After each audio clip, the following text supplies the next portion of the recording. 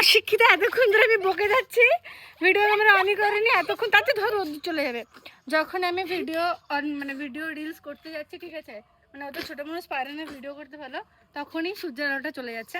আর যেই মানে অফ করা হচ্ছে ক্যামেরা, সেই আবার চলে যাচ্ছে। তো আমার ছোটো বুনু তাও অনেক সুন্দর করে ভিডিও করে দেয়। বাকি আমার ব্যাকগ্রাউন্ড একটাই, রোদ্দুর ছাড়া ভিডিও করা যায় না।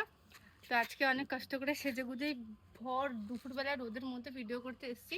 জানি কেউ লাইক ফাটাইক করে না, এমনি করে। তার মধ্যেও এই একটা দিন বের করে যে আমি ভিডিও করছি, কেন লাইক করে না জানি না, ফলোয়ার্স কমে যাচ্ছে, ভিডিও দিতে পারিনি হয়তো, তাই ভালো হয়েছে। এই কুড়েমির জন্য আমি লাইফে এগোতে পারছি, নাহলে আমার পরে যারা ছিল অনেক দাঁড়িয়ে গেছে।